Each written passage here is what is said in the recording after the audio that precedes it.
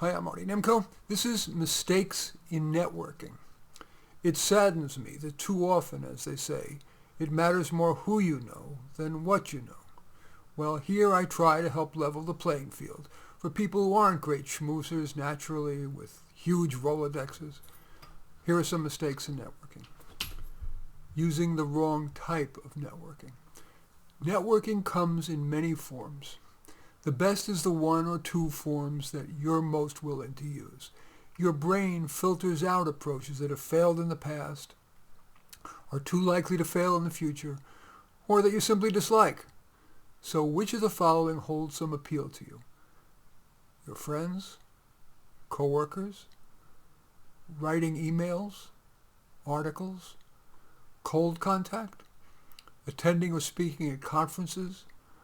Volunteering, for example, on your professional association's program committee or board of directors. The next mistake in networking is avoiding affinity groups.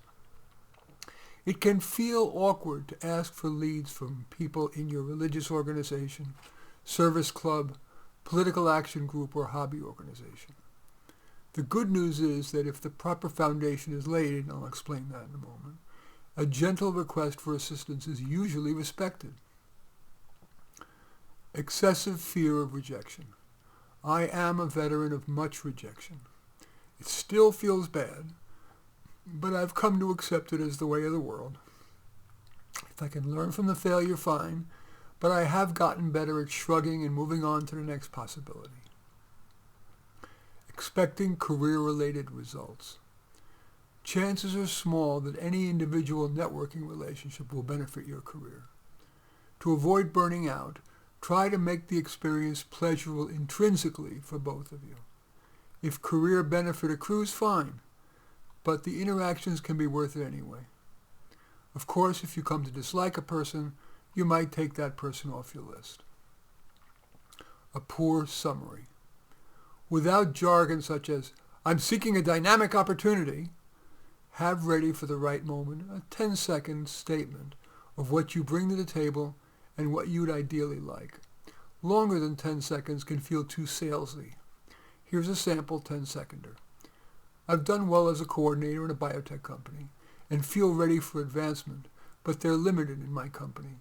Might you know somebody I should speak with? Asking prematurely. Many, if not most, networking relationships should be like a seed. Your initial contact may only be the seed's planting. Then it requires watering and feeding before it'll fruit. Sure, sometimes you can make your ask at the end of your first meeting, but it often requires more time. Focusing too much on your needs or theirs. Obviously, focusing mainly on yourself risks your being perceived as self-absorbed. Less obvious, focusing exclusively on their needs and wants can seem like a ploy. As in most interactions, balance is usually best. Mismatched level of interaction. You needn't subvert your true self, but ask yourself if, given your conversation partner, it's worth trying for compatibility in level of formality, intellectuality, political views, and depth of reveal. A client told me that in a networking conversation, he mentioned that he had visited Bangkok's red light district. Well, that opened the door for the other person to admit to having been a shoplifter. That was bonding. Ignoring distant ties. Reaching out to dozens of people can be daunting, but if you can stomach it, distant ties can be powerful. Imagine that back in college, you were in a study group with a person you liked. Now, that person searched LinkedIn or your school's alumni directory and found your name. He emailed you and said, "You probably don't remember me. We were in the same study group in Professor Hassenpfeffer's econ class. I'm an accountant looking for a good job. Might you know someone I should speak with?" Even though that tie was distant, if you did know someone, mightn't you share a name? A poor ask. I recommend gentleness. For example, "I'm wondering if you might know someone you think I should talk with to offer some career advice to me or even a possible job."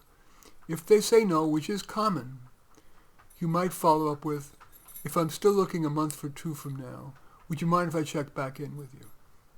And finally, focusing more on networking than on improving your substance. You may need to network less if your skills or attitude are improved. Don't let the froth of networking trump the substance of competence. In any event, that's what I call mistakes in networking. As usual, I thank you for watching. I welcome your thumbs up and accept your thumbs down. I always look forward to your comments and especially like it if you hit the share button below. Share on your social media so that my efforts can have broader impact. And I am flattered if you choose to subscribe to my channel.